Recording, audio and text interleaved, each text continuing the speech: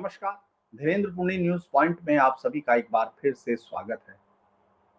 दरअसल जब हम बात बंगाल की करते हैं और भगवान श्री राम का नाम लेते हैं तो आपके जहन में ममता बनर्जी की वो तस्वीर आ जाती है जब ममता बनर्जी 2019 के चुनाव में अपने काफिले के साथ जा रही थी। रास्ते में एक मोड़ पर कुछ लोग हैं जो भाजपा के कार्यकर्ता, जिनको कहा गया टीएमसी की ओर से, वो जय श्री राम का नारा लगाते हैं। और जय श्री राम का नारा लगाते ही ममता बनर्जी की कार रुकती है।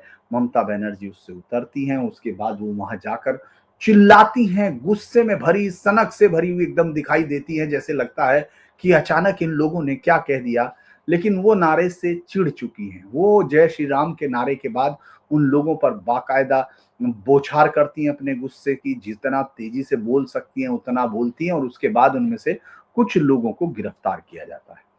2021 का एक और आपको याद होगा, जब नेताजी सुभाष चंद्र बोस की 125वीं जयंती थी का वक्त था। ममता बनर्जी भाषण देने जाती हैं, लेकिन उस वक्त जय श्री राम का नारा लगता है और ममता बनर्जी मंच पर भाषण नहीं देती। यानी इतनी जबरदस्त तरीके से वो वोटों के लिए अपने आप को एक जिहादी आईडी के सामने समर्पित करती हुई दिखती हैं, जिसका सिर्फ एक ही काम है कि भगवान श्री राम का कहीं नाम ना हो, बस जहां भी गूंजे अल्लाह अकबर गूंजे। ये आपके जहन में उभर के आता है। ये अलग बात है कि ममता बनर्जी अब ये मंदिरों के वो भी करती है, दर्शन भी करती है, पाठ भी करती है, लेकिन वो एक बड़ा खेल खेलने की कोशिश करती है। वो उनको एक हिंदू प्रतीक चाहिए जिसके खिलाफ वो बोलकर अपने मुस्लिम वोट बैंक को इस बात का दिलासा देती रहे कि सबसे कट्टर मैं हूं, जो इस्लाम के लिए या इन वोटों के लिए कुछ भी कर सकते हो। लेकिन इसी बीच एक ऐसी खबर आई जो आपको यकीनन खुश करेगी। बंगाल में, उसी बंगाल में जहां ममता बनर्जी जय श्री राम के नारे पर लोगों को गिरफ्तार करा देती थी, जहां वो तमाम शोर मचाती थी, वहीं एक बड़ा खूबसूरत विशाल भव्य मंदिर बनने जा रहा है। भगवान श्री राम का मंदिर बन रहा है और उसके लिए सब उसका निर्माण कार्य शुरू हो चुका। 3.5 एकड़ मंदिर बन रहा है और ये भी नादिया जिले में बन रहा है। अयोध्या के राम मंदिर की तर्ज पर बन रहा है ये मंदिर, जो फुलिया में भव्य राम मंदिर बनने जा रहा है। और चूंकि ये जगह है, ये भी बहुत ही अहम जगह है। आप ये जान लीजिए, बहुत सारे लोगों को मालूम नहीं होगा कि जो कृतिबास का क्या नाम है, कृतिबास ओझा क्या है। ये वो हैं जिन्होंने बंगला में रामायण का अनुवाद किया और 15वीं शताब्दी में किया। याद रखिए कि ये बांग्ला का अनुवाद हिंदी में जो बाबा तुलसीदास ने किया, यानी जो बाबा तुलसीदास ने रामचरितमानस के तौर पर किया, उनसे कहीं पहले, दशकों पहले कृतिबास उस रचना को बांग्ला में उतार चुके थे और लोगों के अंदर जन जन में बस चुका था। तो ये उनकी जन्मभूमि है। उस जन्मभूमि पर भगवान श्री राम का भव्य मंदिर, जो बिल्कुल अयोध्या जैसा होगा, लेकिन इसकी एक बड़ी वो भी विचित्र बात भी है, उसके बारे में भी बताएंगे। लेकिन ये जो है 100 करोड़ के करीब बनेगा, 2028 तक बन के तैयार भी हो जाएगा। शिलान्यास की तारीख भी 14 फरवरी के बाद, जो 14 जनवरी के बाद है। संभव है कृतिवास जयंती से निर्माण कार्य शुरू हो जाए। मंदिर के संरक्षक के तौर पर पशुपतिनाथ मंदिर नेपाल से जुड़े वैदिक विद्वान अर्जुन दास वास्तुला इससे जुड़ गए, इस प्रोजेक्ट को कर रहे हैं। ये मंदिर पूरे बंगाल के जो मंदिर के मॉडल के साथ होल्डिंग लगाए गए, यानी पूरे बंगाल में जगह जगह होल्डिंग लगे हैं और इसमें कहा गया भगवान श्री राम का मंदिर बंगाल की आस्था का प्रतीक है। ये कैसे है, ये प्रतीक बनेगा, ये भी लोग कह रहे हैं कि ये दरअसल यही, ये वीडियो मैं आपको ये बताने के लिए करता हूं कि ये किस तरह से भगवान श्री राम बंगाल की आस्था का हिस्सा है। ममता बनर्जी या वामपंथ, उन लोगों ने अपने वोट को स्थायी करने के लिए, कौन सा वोट, वो जिहादी वोट जो देश के तोड़ने से खुश हो सकता है, जो पत्थर फेंकने पर खुश हो सकता है, जो बांग्लादेश में हिंदुओं के जलाने पर खुश हो सकता है, और जो हुमायूं कबीर नाम के एक नेता के तौर पर, जो ऐसा लगता है अपने आप को ये सोचे बैठा है कि वो सीधा बाबर की औलाद है, बीच में कोई नहीं है, वो बाबरी मस्जिद बनाता है। वो उस मस्जिद को बनाना चाहता है जो इस देश में सनातन पर किए गए इस्लामिक इन्वेडर बर्बर अत्याचारियों के अत्याचार की याद दिलाती है तमाम लोगों को। वो जानबूझ के उसको शुरू करना चाहता है। तो ऐसे में जब ये मंदिर बन रहा है तो उसको ऐसा प्रतीक बताया जा रहा है। तो ऐसा तो होगा कि जब ये मंदिर निर्माण में अब तक इतना जो अयोध्या का खैर मंदिर 70 एकड़ में फैला हुआ है, लेकिन इसका ढांचा लगभग वैसा ही बनाया जाएगा। हालांकि जो एक मंजिला मंदिर होगा, इसकी सबसे बड़ी खूबसूरती है कि इसमें मंदिर में प्रतिमा के लिए नेपाल के मुक्तिनाथ के शालिग्राम पत्थर को लाया जाएगा, लेकिन वो हरा होगा। क्योंकि भगवान राम का वर्ण जो है कृतिवास ने, अब आप लोग सोचेंगे कि वो हरे रंग की मूर्ति क्यों होगी, क्योंकि बहुत सारे लोगों को ये मालूम नहीं है कि बंगाल में जो भगवान राम की जो जन जन में जो एक छवि है वो कृतिदास की जो रामायण है उसी से शुरू होती है। तो वो वहां उन्होंने अपनी कृतिवास रामायण में उन्होंने बताया है भगवान श्री राम को ताजे घास जैसा हरा, नील श्यामल घास वैसे कहते हैं, लेकिन लोक परंपरा में बंगाल की भगवान श्री राम की यही छवि है। और जिन लोगों को ये लगता है कि एकदम नया होगा, लेकिन बंगाल में ऐसा नया नहीं है, क्योंकि हावड़ा के राम राजा तल्ला मंदिर में भगवान राम की मूर्ति हरी ही है। ये मंदिर बाकायदा पूरा धार्मिक केंद्र होगा, लेकिन उससे पहले इस पर राजनीति भी हो सकती है। लोग बंगाल में इस पर क्या सवाल करेंगे, लेकिन मैं आपको बता दूं कि वहां भगवान राम उनकी परंपरा में कब से हैं। दरअसल बिल्कुल नादिया, बंगाल में राम मंदिरों की परंपरा अब की नहीं, बहुत पुरानी है। नादिया में ही मटियारी एक गांव है, वहां 252 साल पुराना एक मंदिर मौजूद है जो भगवान श्री राम का है। और जो वहां के जमींदार थे राम जीवन मुखोपाध्याय, उन्होंने बनवाया था। और कहानी है कि उनको एक रात भगवान आकर कहते हैं कि मुझे यहां रहना है, और तब वो उठकर सपना देखते हैं। वो सपना देखते हैं और सपने के बाद वो उठकर वो मंदिर, भव्य मंदिर जो आज भी खड़ा है, उसको तैयार कराते हैं। उसके बराबर में 1762 में बनाया हुआ एक और मंदिर शिव निवास में जो राजा कृष्णचंद्र ने बनाया, तो ये आपको दिखाई देगा। और ये जो चैतन्य महाप्रभु के आने से पहले जो यानी जो 1533 से पहले रामायत वैष्णव जो है बंगाल की प्रमुख वो थी, राम को मुख्य देवता माना जाता था। कृतिवास ओझा की रामायण जो है 15वीं शताब्दी में बंगाल के कनेक्शन का सबसे बड़ा उदाहरण है, लेकिन उससे पहले संस्कृत में रामायण वहां मौजूद थी। ऐसा नहीं है कि कोई उसके बाद शुरू हुआ। वामपंथ ने इसी की लाइन लेना शुरू किया था कि ये तो बाद की आरोपित वो है, परंपरा है, यहाँ तो दुर्गा ही बस जीवन की शैली रही है। लेकिन आपको ये जान के, और अमर्त्य सेन जैसे नोबेल प्राइज के जो विनर, जिनको इस देश में बुद्धिमत्ता का पर्याय कहा जाता है, वो भी ये कहते हैं कि परंपरा आरोपित परंपरा है, और मैं उसका भी बयान आपको दिखाऊंगा। लेकिन जो ये सबसे बड़ी चीज है कि जो प्राचीन गौड़ कालीन, जो गौड़ काल जिसको कहा जाता है, चाणक्य के अर्थशास्त्र में भी इसका जिक्र आता है कि वहां गौड़िया रामायण मौजूद थी। और पद्म पुराण का पाताल खंड पूरी तरह बंगाल में राम कथाओं के रिसाइटेशन को, यानी उनके गायन को बताता है। वो बहुत लोकप्रिय था। मध्यकाल में 51 से ज्यादा बंगाली कवियों ने रामायण पर लिखा है। शंकर कविचंद्रों की विष्णुपुरी रामायण है। टेराकोटा मंदिरों में आपको राम की मूर्तियां, छवियां दिखती हैं, जैसे नीले रंग के राम वहां दिखाई देते हैं। राम मंदिरों की काफी सारी है। और राम राजा, वो मैंने जो बताया, राम राजा तल्ला में जो है वो 300 साल पुरानी राम की पूजा है। दरअसल राम का जो वहां कनेक्शन दुर्गा पूजा के साथ है, वो लोग नहीं जानते। राम से रावण के युद्ध के पहले अकाल बोधन यानी असमय की दुर्गा पूजा वहां बंगाल की दुर्गा पूजा का मुख्य आधार मानी जाती है। राम लोक कथाओं में आपको दिखते हैं, राम फोक में दिखते हैं, राम आपको काव्य में दिखते हैं। और गौड़िया विष्णु जो वैष्णव जब आते हैं तो उसके बाद वहां कृष्ण पंथ आपको बहुत ज्यादा वो दिखता है, जब चैतन्य महाप्रभु वहां से उस यात्रा को शुरू करते हैं। लेकिन उस पर भी क्या होता है, वो हरे राम हरे कृष्णा हरे राम, इस तरह से एक दूसरे में मिला है। जिस तरह से भगवान त्रेता युग में आते हैं, भगवान राम द्वापर में कृष्ण आते हैं, तो इसी तरह से इस परंपरा को आप देखते हैं। तो ये लगातार आपको दिखाई देते हैं कि पूजा में वो तमाम चीजें हैं। और राम भक्ति आंदोलन पहले से मौजूद था, लेकिन सवाल ये था कि कृत्तिवास की जो वो है वो कब की है, इस पर बहुत बड़ा सवाल हुआ। तो मैंने आपको बताया था कि ये बांग्ला भाषा में पहला अनुवाद था और कृत्तिवासी रामायण या श्री राम पंचाली इसको कहते हैं। लेकिन इसमें एक अंतर है, उन्होंने राम, सीता और अन्य किरदारों को जो बंगाली परंपरा में वो सब जगह किया गया। आपने देखा होगा आदिवासी रामायण भी, बल्कि एक बहुत ही खूबसूरत एक रिसर्च है उसमें, जिसमें अलग अलग जगह पर अलग अलग भाषाओं में भगवान श्री राम की कहानियों को किस तरह रूपांतरित किया गया। तो उसी तरह से उन्होंने जो यहाँ सारा जो राम, भगवान राम को हरा रंग दिया, उसमें जो वहां के सब प्लॉट्स है रामायण की, हनुमान की अपनी रामायण, ये इस तरह के तमाम चीजें आपको उस रामायण में थोड़ा अलग दिखती है। इसी रामायण को बंगाल में एक तरह से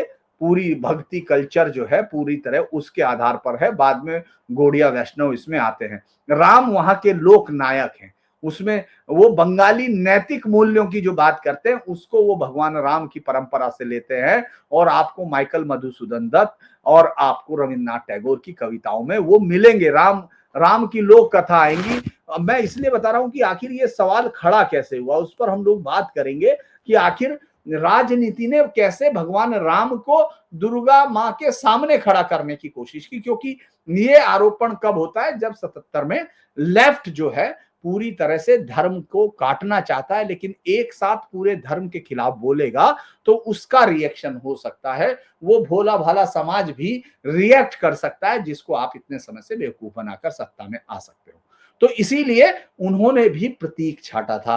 वामपंथी लेखकों ने ये कोशिश शुरू की थी कि वो भगवान राम की परंपरा को अयोध्या की परंपरा बताकर बंगाल के लोक जीवन से काट दे, जिसको बाद में वो लगा होगा। तो हालांकि आपने देखा जैसे जैसे ममता ने 2021 का झटका झेला, उसके बाद उन्होंने बहुत सारी चीजें की और इसी तरह से 2024 में रामनवमी पर छुट्टी भी कहा कि अब रामनवमी की छुट्टी होगी। और वो बार बार उसने ये कोशिश की ताकि ये कह सके कि वो हिंदू वोटों का कंसोलिडेशन तो नहीं चाहती, लेकिन हिंदू वोट टुकड़ों में बंट सके, इसके लिए वो पूरी कोशिश करती रही। और अगर मैं ये कहूं कि वहां के विद्वानों ने या तमाम लोगों ने क्या किया, उस पर क्या हुआ, थोड़ा सा मैं उसका भी जिक्र करूंगा।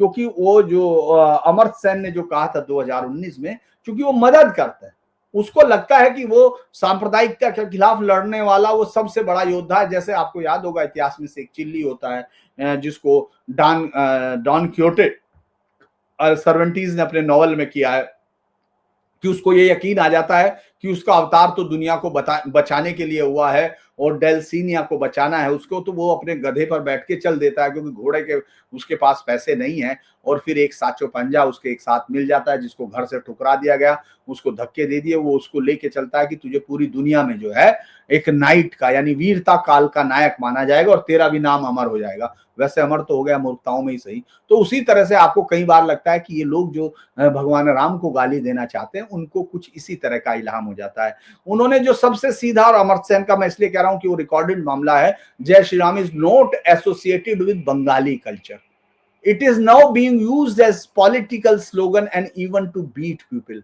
यानी लोगों को पीटने के लिए किया जा रहा है। ये वो आदमी है जिससे कुछ सौ मीटर जाकर या कुछ किलोमीटर दूर जाते ही बांग्लादेश के अंदर किस तरह से जिंदा जलाया जा रहा है। उसके सामने 1946 हुआ, उसके सामने 1921, शायद उस समय जिंदा नहीं, उस समय 1900 जब नोआ खली हुआ, और शायद जब ये हुआ, आपने देखा होगा नोआ खली और डायरेक्ट एक्शन डे, ये उसकी उम्र में हुए होंगे। उसको मालूम है कि ये सब हुआ है, और उसमें जो नारे लगे थे वो नारे क्या थे, सबको मालूम है कि कौन से नारे थे। लेकिन ये लोग किस तरह अपनी घृणा नहीं छिपा पाते, ये भारतीयों या सनातन के प्रति है, इसका कुछ नहीं है। क्योंकि सुमित सरकार, वहां के प्रसिद्ध वामपंथी इतिहासकार, जो जेएनयू दिल्ली यूनिवर्सिटी में, वो कहता है कि रामनवमी और राम केंद्रित सार्वजनिक प्रदर्शन बंगाल में हिस्टोरिकली मार्जिनल है। इनका मास पॉलिटिकल मोबिलाइजेशन हाल की घटना यानी 2014 के बाद है। वो ये तो नहीं कह पा रहा कि भाई राम बंगाल में नहीं थे, लेकिन वो उसको कह रहा है कि वो उसके जीवन की धुरी नहीं थे, यानी पारंपरिक जीवन की धुरी नहीं थे।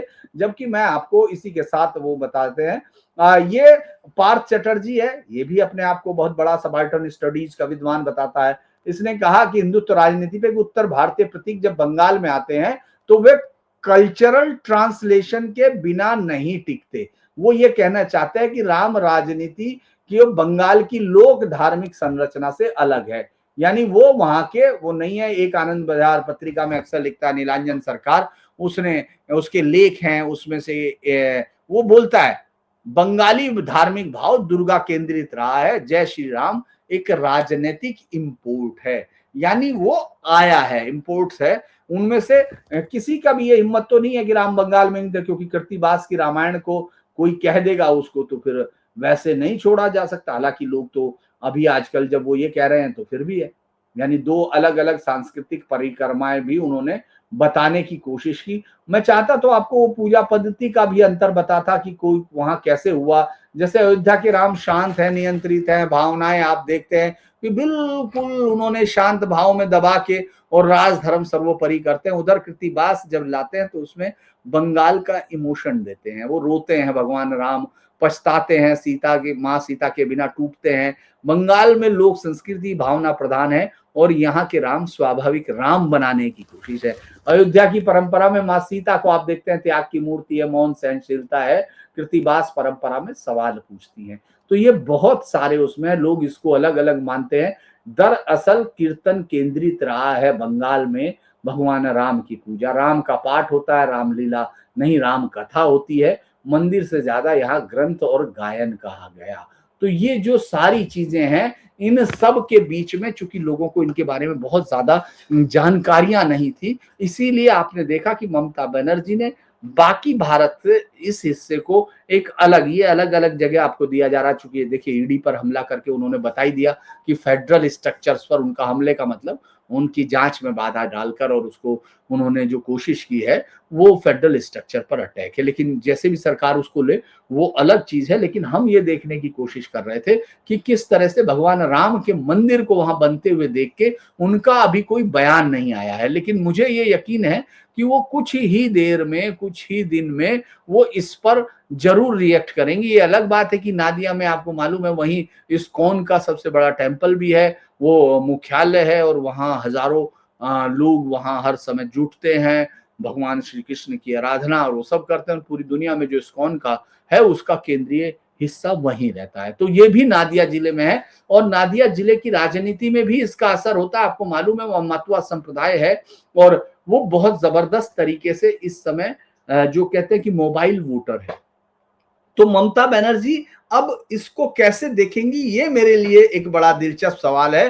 क्योंकि एक एक चीज को वो किसी भी तरह इस समय आपने देखा होगा ये ध्रुवीकरण की तरफ पूरी राजनीति को आने नहीं देना चाह रही। किसी भी कीमत पर वो कोशिश कर रही है कि मतदाता सिर्फ उनका दिमाग ध्यान न लगाए कि बांग्लादेश में हिंदू मारे जा रहे हैं, वो बंगाली भाषा ही बोलते हैं, वो तमाम लोग माँ दुर्गा की पूजा ही करते हैं। और अभी आपने देखा होगा एक वीडियो बहुत वायरल हो रहा है हाल फिलहाल में कि 14 जो फरवरी है मकर संक्रांति के दिन कोई भी हिंदू ना कोई पूजा मनाए ना कुछ करे। ये बंगाल में बाकायदा ढाका वाका में लाउड स्पीकर से हर जगह मुस्लिम अतिवादी या जो आतंकवादी या मुस्लिम ही कह दीजिए, बाकी सब तो कुछ कहने की जरूरत नहीं है, वो तमाम लोग जो है हर तरफ आपको माइक से बोलते हुए दिख रहे हैं।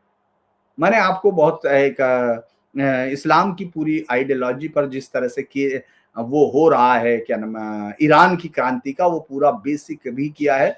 तो मुझे लगता है कि लगभग कुछ आपको इसी तरह का यहाँ भी दिखाई देता है। और ये लड़ाई अब आगे होगी क्योंकि मदन मित्रा जैसा आदमी जो सीपीएम का है वो जो कहता है कि भगवान राम मुसलमान थे, ये कहने की ताकत आपको किस जगह से आती है? क्योंकि ऐसा नहीं है कि वो आदमी मूर्ख होगा या जंगल से आके अचानक रहने लगा होगा। वो भी जानता होगा कि भगवान राम की परंपरा हजारों साल पुरानी है, 6-7 हजार साल पुरानी परंपरा में वो जो लोग 1400 साल के भी नहीं है, जिनके धर्म का कोई आना जाना भी जिसको मालूम है, जिसको सब मालूम है, वो आदमी अगर ऐसा कह रहा है तो वो जानता है कि वो वोटों के लिए उनके पैर चाटना चाहता है।